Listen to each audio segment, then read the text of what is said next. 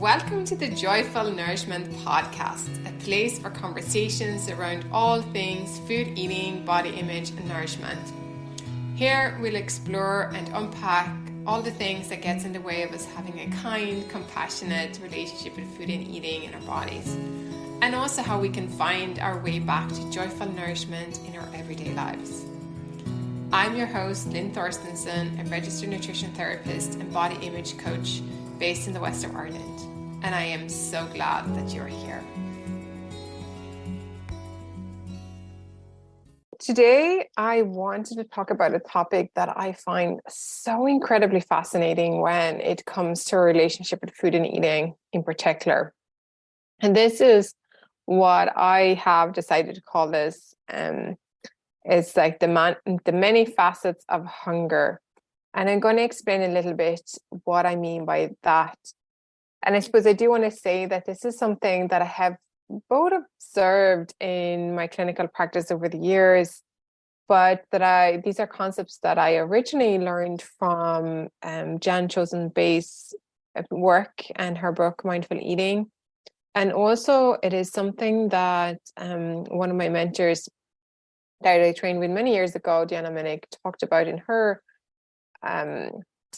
food and spirit concept. And I've also heard both Mark David and Anita Johnson talk about these different concepts. So we talk a lot about physical hunger and the importance of honoring physical hunger. And I'm going to talk about that today as well. But then I just wanted us to move like a little bit wider and start thinking about other facets of other hungers that sometimes we are trying to meet with food, but where food isn't really what we're looking for.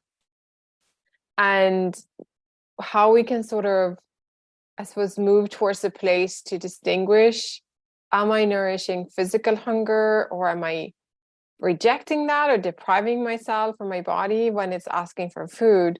But also, when are the times when I'm trying to, like, I'm hungry for something, but actually it's not food? And what can happen when we're trying to meet these hungers with food is that it feels like it's insatiable. Satiable? Is that how you say it? We just don't ever feel satisfied because the physical food is not really the right match for the need we're trying to meet. So let's talk about that a little bit more. And maybe this is new to you, maybe this is something you've never thought about, or maybe there's going to be things in here today that's going to resonate with you. So I wanted us to sort of explore a little bit around the differences of hungers, some of them that are in the physical realm, but also what are the emotional, spiritual hungers that we might also want to try to meet and satisfied, and where physical food is, try as we might, it's not going to be a good match. And as usual, I want to leave you as well with some ideas and practical tools that you could try out. And I am going to give some self-explorative questions to check in as we are going through this conversation. So just inviting you to pause and checking in to notice what is happening in your body, and hopefully like planting some seed that is going to help you distinguish between physical hunger and other hungers that are non-physical, but nonetheless very valid and important to attend to as part of our human experience. So in preparation for this, I went and looked for the Merriam-Webster definition of hunger. And they say that the definition of hunger is either a craving or an urgent need for food or a specific nutrient. And it's also an uneasy sensation occasioned by the lack of food. So we often feel hungry when we haven't eaten for a while and when our bodies are starting to ask for food. It's completely normal. And over time, hunger can also be said as a weakened condition brought by a prolonged lack of food.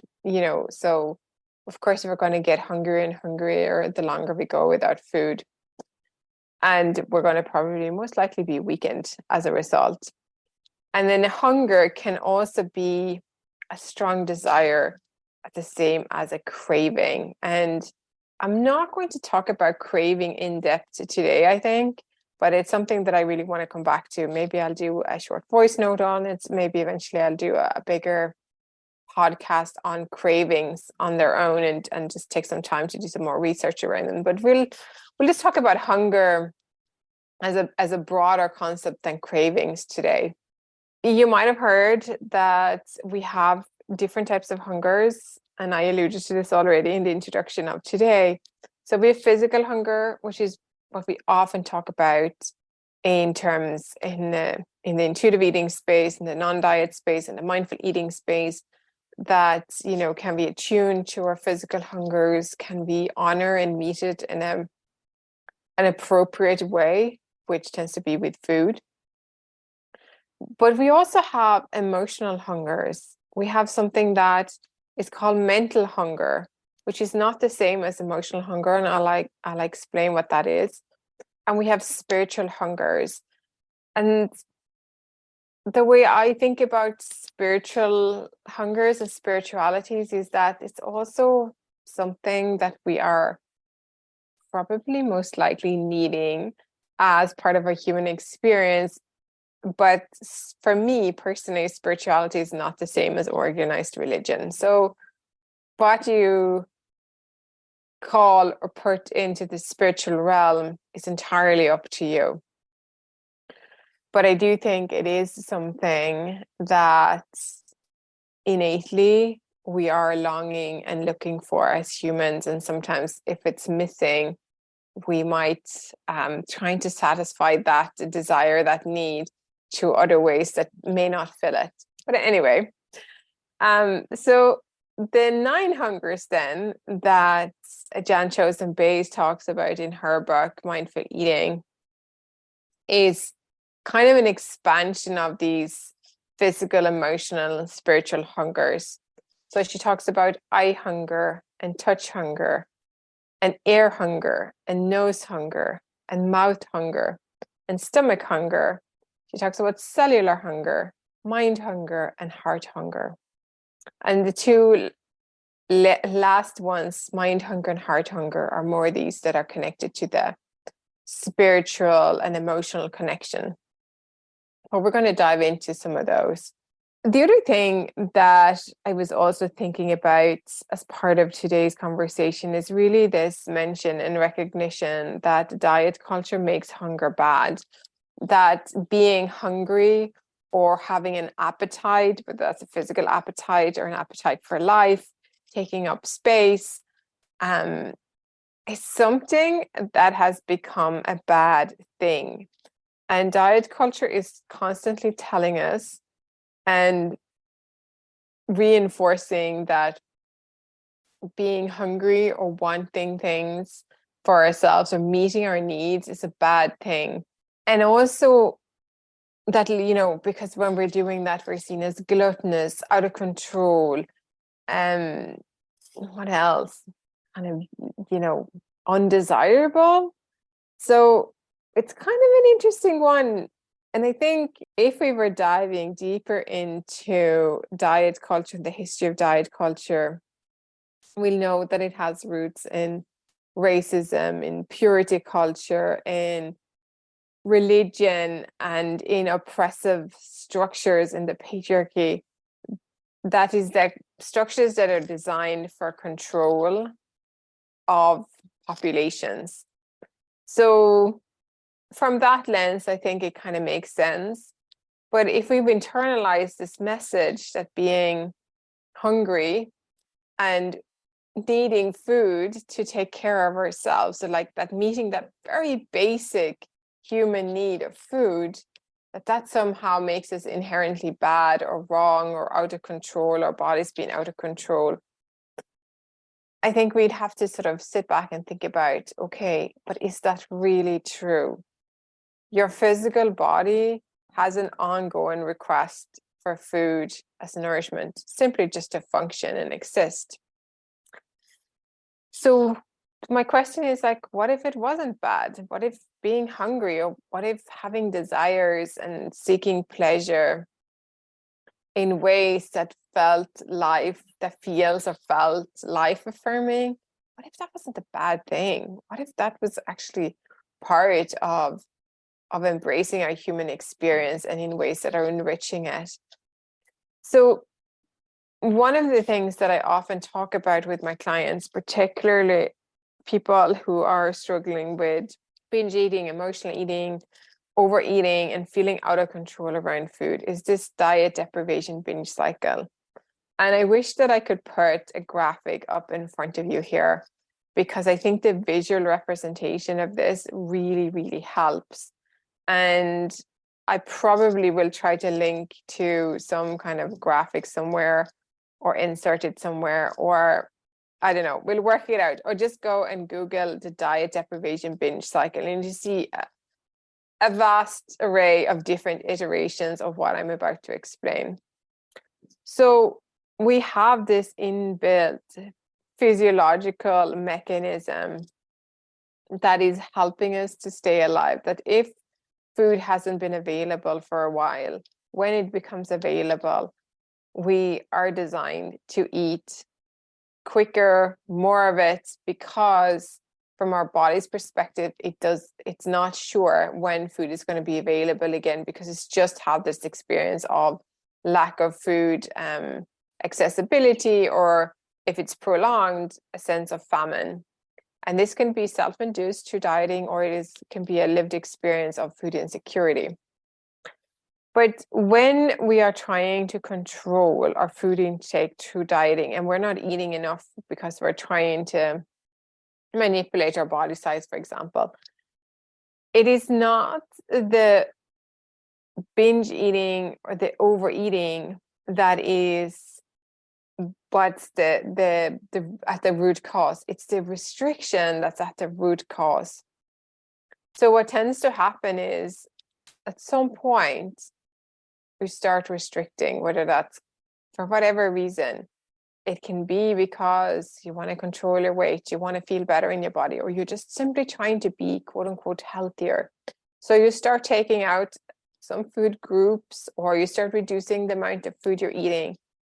And when your body gets to a place where it's experiencing not having enough, or just as a normal part of everyday life, like we eat the food, we're not hungry, over a period of time, our body would have processed the food and used up the energy that was available in the food and the nutrients and so forth. And then it's going to be hungry again because it's running out of fuel. A bit like, on a very crude level, like fueling up your car. You don't just fuel up your car once and then never expect to do it again, because if you're driving around, you're going to spend fuel. And the difference between our human bodies and the car is that if you fill up the tank of your car and you let it sit in the driveway, the tank is going to be full next time you're going to get the car. But our bodies are living, working beings, and they expend energy all the time, even if you're simply sitting on the couch or having a snooze or sleeping. So we are constantly expending energy by simply being alive, which means we're going to have to eat on a regular basis, day in, day out. So when we don't do that, or if you've gone for a while without food, you're going to be hungry. And if you're trying to ignore it for a while, it's a bit like if you're trying to ignore your bladder, it's sending you signals that it's full and you need to go to the bathroom to empty it. If you wait long enough, it's going to start to feel really uncomfortable. And then there might be this sense of panic setting in. And whether that is that your bladder desperately needs to be emptied, or that your body is desperately asking for food, when you get access to the food or to the bathroom, it's going to feel like such a relief, but there's also going to be a strong sense of urgency underneath that. The energy of it is like really urgent.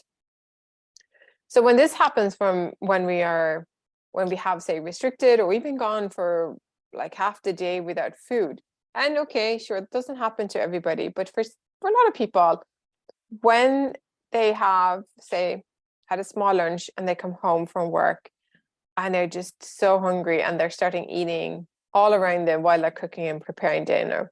And this can feel like a loss of control, like binge eating, like overeating, like we don't have any willpower.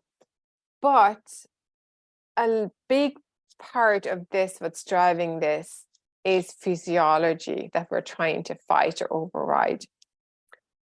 But what tends to happen, particularly if this is self-induced, or we have all these internal narratives that, eating too much is bad or makes us bad, that we then feel guilty, or we'll have feelings of shame and frustration and anger. And those emotions can add on another layer of continued eating as a result of feeling like that, to feeling like we blew the diet. So we might as well have had a couple of biscuits because I was hungry or stressed or whatever. And now my diet is ruined, so I might as well eat the whole package. And somewhere along the lines on that trajectory, our fear weight gain, or the counter action to feeling out of control, is to try to tighten the control more. And we're finding ourselves back in restriction and then back on the same cycle. So this is why when we're trying to heal our relationship with food from binge and emotional eating, we really have to heal the restriction. So that's something that I do want to talk more about. I've written about it. And again, like I say, go and look at the diet deprivation binge cycle. Because we tend to think about eating disorders and only restrictive eating disorders as restrictive eating disorders. But all eating disorders have some sort of restrictive element. And when the restriction is coming back to this backlash eating, then it's the restriction, by focusing on lessening the sense of restriction, or the actual restriction and making sure that you're eating enough food, is going to have a profound impact of how your body's responding the next time food is becoming available. And this is a process, and it can take, for some people, a long time, depending on how long the sense of restriction or the experience of restriction has been. So it's important to hold that, I think, and to realize that being hungry is normal and natural part of being a human being with a physical body. It's not something that's bad, but diet culture have told us that it's bad. So my next question to you then here, and I'd like you to pause and think about this. Like, how do you know that you're hungry? What are the things? I think sometimes we just know, might hear ourselves saying, oh, I really need to eat something now. Or maybe it's the cue of, like, it's the time that you normally have lunch, or it's the cue of food or a smell that is, triggering the sensations in your stomach. But what are the things that cue you that it's time to eat? And for some people, these signals are very, very faint. And that's okay too. It just means that if that is something that you resonate with, actually bringing in some structural eating to make sure that your body's getting adequately fed anyway, is really important, because the absence of feeling physical hunger doesn't mean that your body doesn't need food, right? It still needs to get fed, even if the cues from your body to your brain is lagging or is very faint. It still needs to get fed. And sometimes by doing that on purpose, regularly, with some structure, can really help making the physical signals a little bit louder. So we might think about, like, lightheadedness, or feeling hangry or irritable, or loud growling noises in our stomach as, hunger cues. But those can be hunger cues that are quiet later on, like when we're getting to a place where we're actually really hungry. One of the first cues that tends to happen is when we are thinking about food a lot. And I just find this so interesting, because I see a lot of people that are saying, I'm constantly thinking of food. I'm thinking about it all the time. And why is that? And often that is because you're not eating enough.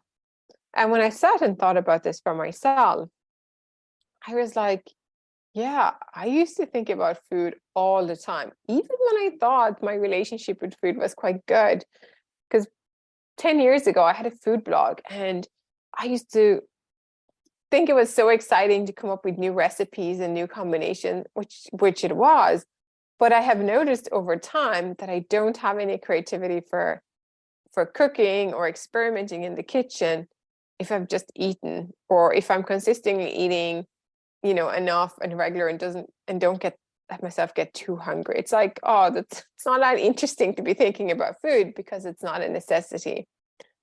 So I just think that's kind of interesting. But a sure sign is that if you're thinking about food all the time, that is your brain's way of telling the whole of you that the body isn't getting enough nourishment. It's not getting enough food.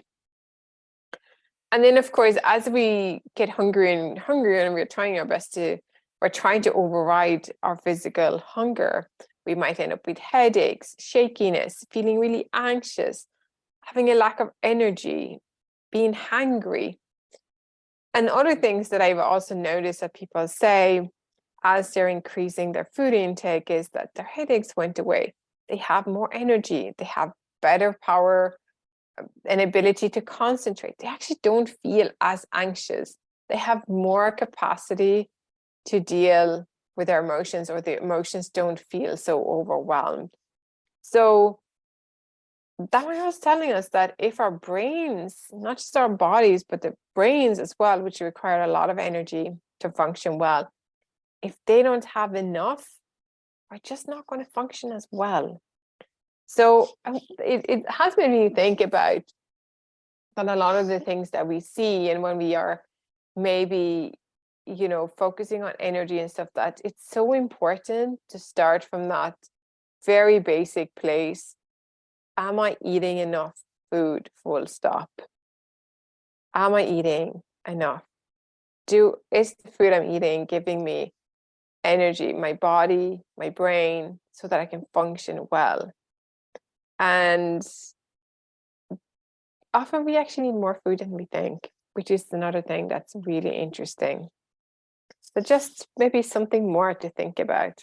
And connected to physical hunger, strangely enough, is this concept called mental hunger. And mental hunger tends to happen when somebody's been in a semi-starvation state for a long time, or after prolonged times of insufficient eating. A mental hunger is thinking about food all the time, and it feels really sort of insatiable. Like it's intense. And what's really important to note is that what we call mental hunger, and I put quotation marks here, is actually something that has physiological roots. It's very common when people are healing from a restrictive eating disorder like anorexia nervosa. But even if somebody has been chronically dieting for a long time, on and off, so chronically under eating, but maybe not to the extent where it would fit a diagnostic criteria. But if you are feeling like the hunger, it just is bottomless. No, and even though I know this is so uncomfortable, is that it has physiological roots. And the way we heal mental hunger is through eating, consistent, adequate eating. Maybe not what you want to hear, but it does work. It really does work. And if working through the mental barrier of allowing that to happen is kind of the challenge. But mental hunger, the cure, if you like, for that is always going to be food, because it is actually, even though it's called mental, it has strong physiological roots. It's something that happens when the brain has been and the body has been in this semi-starvation state because of insufficient eating over a long period of time. We talked about physical hunger, mental hunger, which actually is connected to physical hunger. But then there's emotional hunger. And you might have heard me in some context or written about the difference between deprivation-driven eating and emotional eating. And what I talked about when I talked about the deprivation, the diet deprivation binge cycle is really that deprivation driven eating that happens from the physical restriction or even the mental restriction of like not allowing ourselves to have certain foods. And that's a little bit different to emotional hunger. And I call it true emotional hunger. And we'll talk a little bit more about this when we get into the nine hungers, when we're expanding on this, is that what I call true emotional hungers is a hunger that is a desire that comes from an emotional place. So like eating to soothe difficult emotions like sadness or even anger. Like we might eat to numb out or to feel something.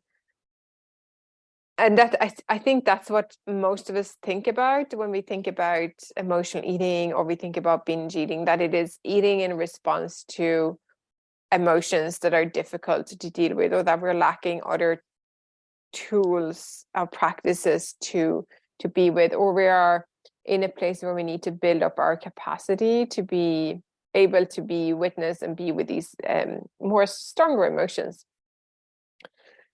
And it's also important to bring in like emotional eating, in the sense that a lot of eating is emotional. Like we eat to celebrate, we eat for the pleasure of food and eating, we eat because it tastes good, so we eat because it's part of how we connect with other people. And that there's nothing wrong with that. I think that's just a really important part of eating too. And that's, if we want to talk about the medicine in food, that this is a medicine too, that this way of eating and allowing the food to bring us joy and pleasure and connection is equally important part of nourishment. And that's also a kind of emotional eating. And how I think about it is like that emotional eating is only problematic when we're eating in response to emotion in a way that is hurtful to ourselves. It's not necessarily like bad per se to eat something in response to emotion, but if it's how it's eaten and the volume that, and with the intention to hurt ourselves, then of course it is problematic and it's not helpful and nothing is enjoyable about that. And this is where getting support and help to develop a different relationship with food is very valid and valuable. And then we also have spiritual hunger. And this is how I define it for myself. And maybe you have a different definition. Maybe you have a way of expanding on this. But for me, our spiritual hunger is a longing for connection. And it could be a connection with myself. It's a connection with others. And a connection means something that's larger than all of us. And there is a book that's called The Religion of Thinness. I don't have it in front of me because I gave away my copy to somebody.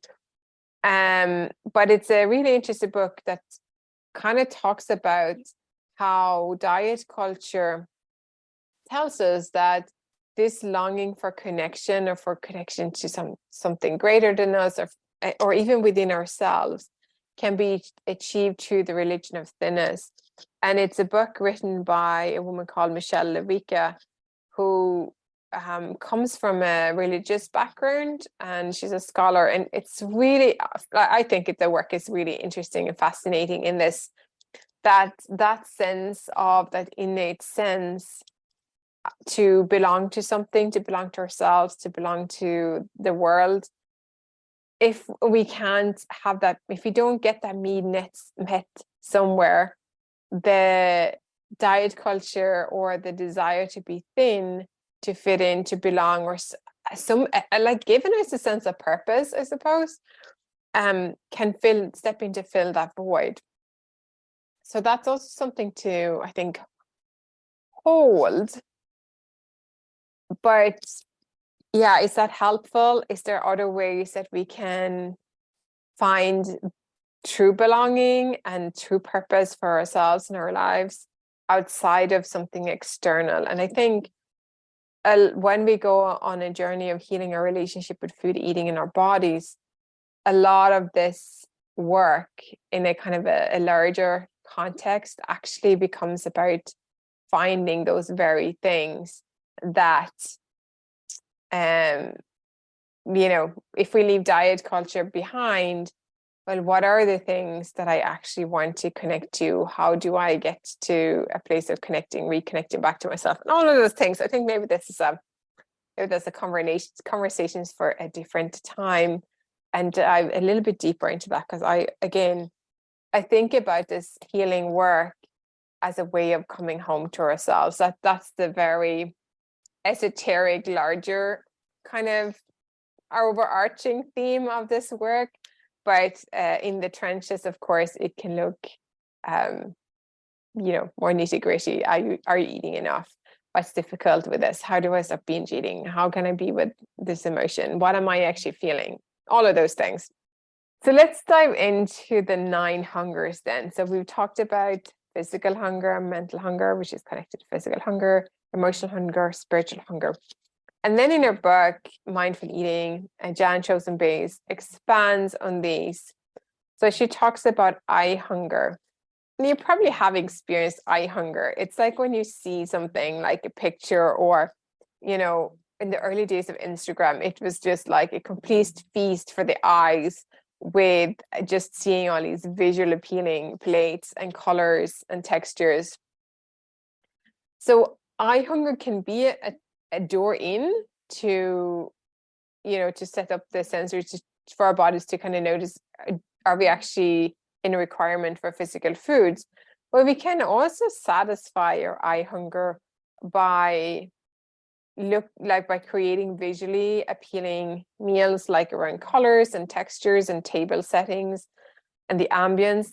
But outside of food, we can also feed our eyes by taking in beauty, whatever beauty is for you, whether that is nature, artwork, gazing into the eyes of your loved ones, whatever beauty looks like for you is a way of feeding your eye hunger. This talks about nose hunger, and nose hunger is connected to taste. So smell equals taste in that sense.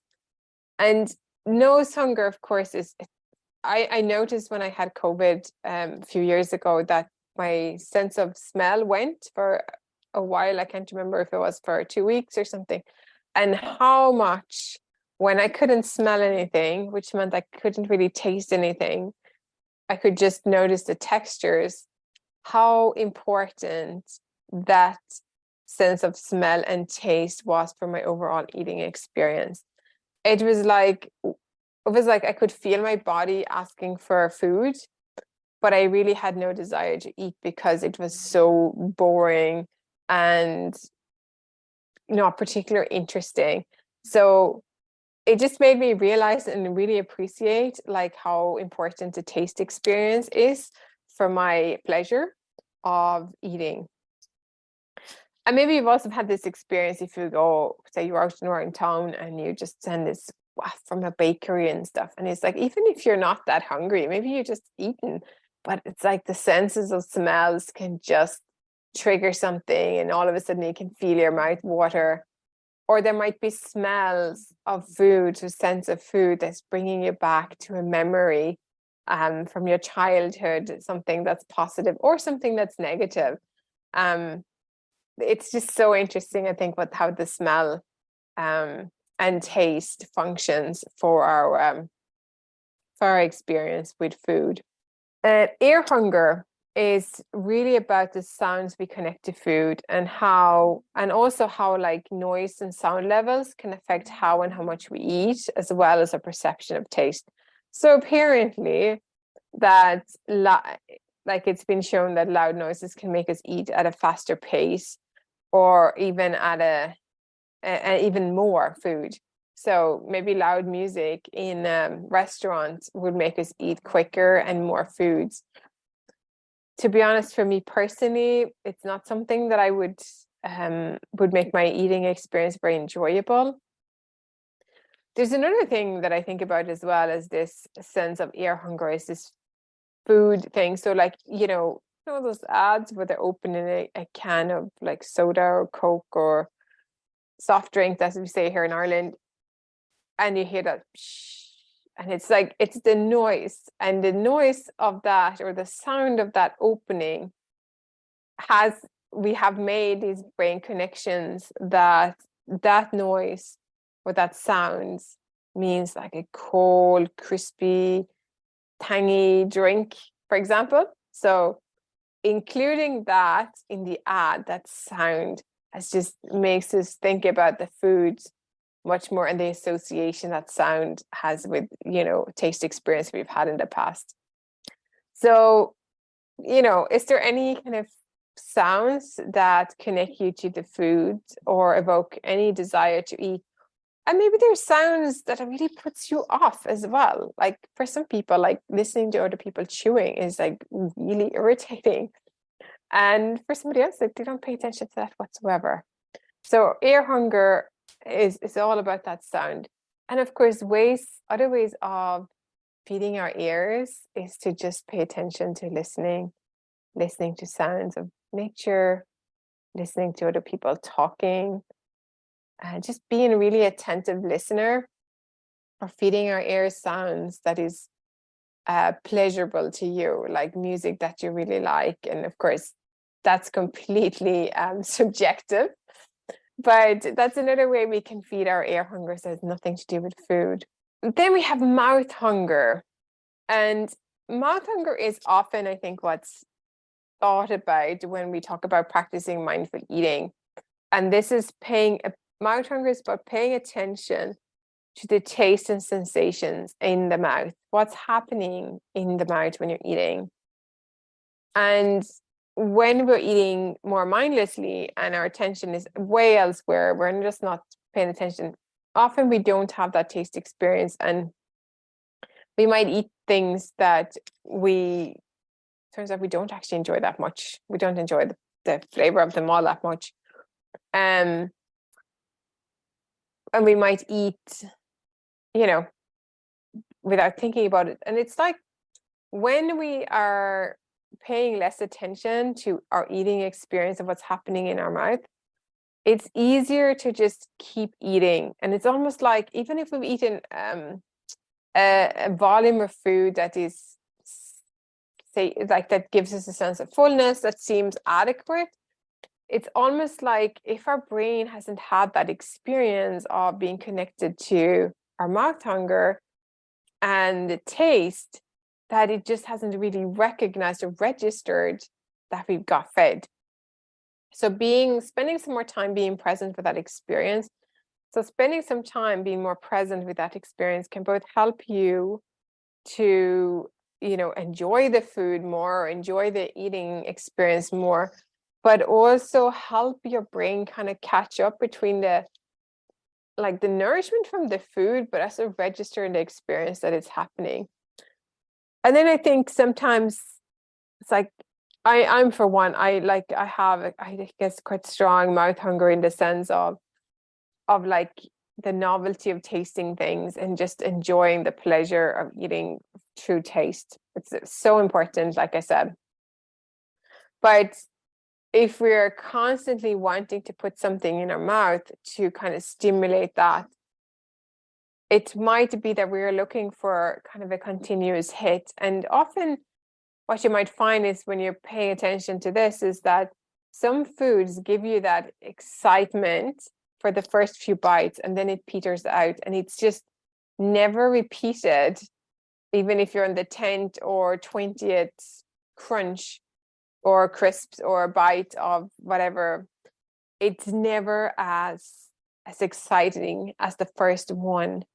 And by playing around with that, you might notice that some foods are just worth, for the entire experience, to eat 4, 5, 6, 7 bites. And that's kind of enough, because it's not really about physical nourishment. It's about pleasure, and it's about the kind of pleasure nourishment. Does that make sense? So that's a bit about mouth hunger. And then stomach hunger is kind of what we often talk about, we talk about physical hunger, and it's just this hunger sensation coming from our stomach. And the thing here with stomach hunger is it is usually a particular reliable source to tell us when to eat, often because of dieting, restriction, or binging, or combination of all three. And often I think when we're noticing stomach hunger, we're usually already at a quite high on the hunger scale at this point. So when I think it's more reliable, when you're starting to notice that your energy and concentration is maybe waning a bit, and you're starting to think about food a lot, it's time to eat. So stomach hunger, we have it, but it's kind of not the most reliable one. And so expanding how you think about signs of physical hunger could be really helpful. Jan Chosen-Bays also talk about cellular hunger, and she describes this as the body's need for macro and micronutrients. So macronutrients are fat, carbohydrates, and protein, and micronutrients are vitamins, minerals, and phytonutrients, all of which the body needs to function well. And cellular hunger can really sort of manifest as very particular craving. So if you've been pregnant, this is something you might have experienced. I know for myself, as somebody who sometimes I think my iron levels gets a little bit low, I do eat meat, but I don't eat it every day, or I might eat it once a week or every so often. And once in a while, particularly around my period or just after, I can find myself having intense cravings for red meat. And this is like my body telling me that it needs the nutrients that is in the meat, and eating it to satisfy that cravings. And when I've had enough of it, could be once or it could be for a few days, it's like, okay, I'm not thinking about that anymore. So again, it's not always accurate. And I think, our bodies are very wise too. So if you are a vegan or vegetarian and you don't eat red meat, and all of a sudden out of the blue you start craving red meat, it might be a good time to get your bloods done and see, are you lacking in B12 or iron or something like that. So then when we're moving away from these more physical hungers that are connected to our physicality, to our physical bodies, we are moving towards the other three hungers that Jan Chosen-Bays also talk about. And one of them is touch hunger. And touch hunger is our human need for touch. And we can nourish our touch hungers through eating with our hands, but we can also practicing receiving gentle, kind touch from ourselves. And, one of the ways that I have found touch hunger, especially if some people have very little need for touch, or they don't enjoy it, or feels it's irritating or overwhelming, and other people have a real high need for touch. And I have two small dogs, and I think I have a fairly high need for touch. And all through the years when I was living on my own and I was a single person, they have provided me with so much touch nourishment in ways, by just being themselves and by just hanging out with me and sitting on my lap, or just me petting them or scratching their bellies or whatever. So they have been very important for me for that. I think there's other ways we can also nourish our skin touch hunger. It could be through massage by somebody else, for ourselves, skin lotions, but also, like wearing clothes that feels comfortable on the skin. Being in the water might be helpful for some. So lots of things, but also something that's to recognize if you have a strong need for touch hunger and how it plays out, and how are ways that you can take care of yourself from that. And then there's mind hunger. And mind hunger is really about the thoughts of the mind, and ways that this can show up is judgment, criticism, numbing out. And the thing with mind hunger is that it's quite difficult to satisfy because the mind is always changing its mind. It wants this or it wants that, but I think a way that we can take care of our mind hunger is really to let go of any shoulds, and I suppose let go of ways we're always thinking. That's just the nature of our minds. But working towards letting go of some of the incessant looping and taking care of our mind in ways. And I think connecting back to these other hungers that I just talked about, like touch hunger, mouth hunger, ear and eye hunger, might also help to nourish our mind hunger, particularly if a mind is very busy and it's just not thinking helpful thoughts. And then there is the final one of the 9 hungers that she talks about. It's about heart hunger. So heart hunger, I think, is such a beautiful concept, and I think it's something I'd love to come back to and talk more about, particularly if we talk about heart hunger in relation to food cravings and emotional eating. But it's important to understand that food is connection, and we can really help nourish our hearts through food when we eat comforting foods. And that can be very helpful, and it can also be only helpful momentarily. It might not be helpful if what we're underneath that is really longing and craving is human connection, or connection to the natural world, or connection to something that's greater than ourselves. We can nourish our heart through foods, but I do believe that it's only one piece, and it's not going to be something that's going to fill our hearts fully. But it's there, and it's true, and I think it's important to know. And often we can crave foods that hold comforting memories of kindness and care. I've seen that over and over, and I think it is definitely something that I would love to talk a bit more about and do a bit more focused conversation around that. But I would like to invite you to think about, what are your comfort foods? What are the things that you really like eating, or that you feel really nourished when you eat? And nourished beyond just the physical nourishment, but connected to maybe your heritage or your culture, or to your sense of place, or to people that care about you or cared about you in the past. What are those foods, or foods that you're drawn to eat when you feel under the weather, or when you just need some cheering up, or just some kind of like a warm hug or something like that kind of food? What are those foods for you? And I would love to know. So we're coming towards the end of today's podcast episode. And one of the quotes that I keep coming back to over and over again is from Judith Matt's book called Beyond a Shadow of a Diet.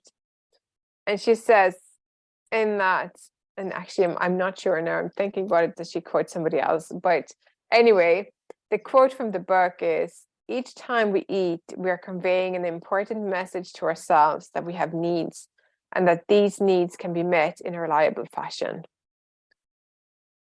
So by taking care of our hungers, that's like the core of the self-care practices. That's core of like reaffirming to ourselves that we have needs, and that these needs can be met in a reliable fashion, and that we're worthy of taking care of.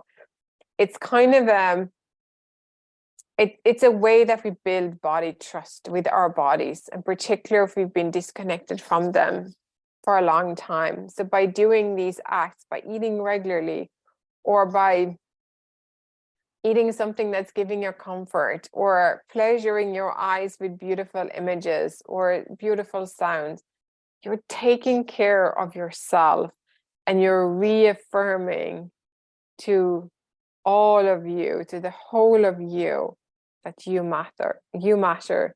and you're worthy of care and kindness and love and support. So food can meet our needs, and eating in this can be a form of self-care. And thinking about, is this a nourishing act or is it a punishing act?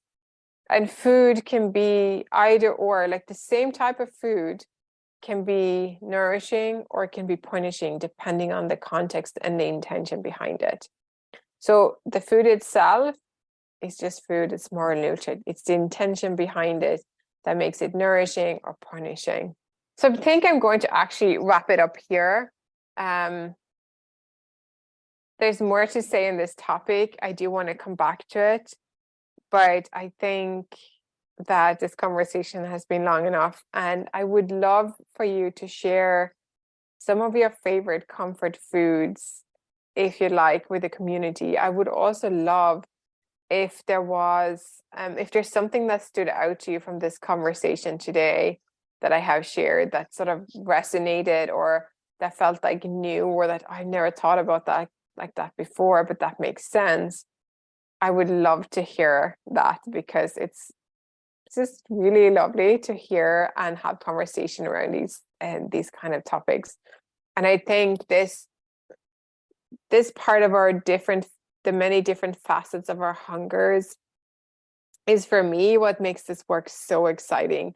And it's for me what brings this work into the healing realm and the self-exploration and self-awakening and self-homecoming kind of journey, that it might start with just wanting to eat better or having a different relationship with food, but it can open up the door for so many other things and it really change our lives, and especially when we freed ourselves from thinking about food all the time.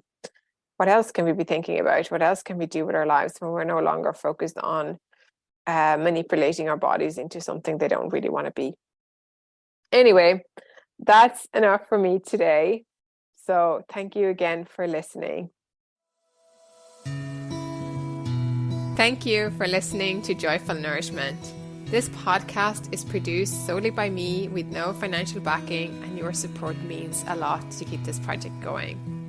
If this episode has been helpful in any way, it really helps this podcast to help others if you click like, subscribe, or leave a 5-star review on whatever platform you listen to this podcast on.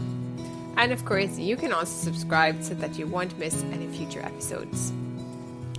Find out more about what I do in my private practice and what I offer over on straightforwardnutrition.com. And I am currently taking on new clients, so you will find a link to book in for a free 30-minute session in the show notes if this is something you're interested in. And finally, please come and join the Joyful Nourishment community over on Substack by subscribing to my newsletter.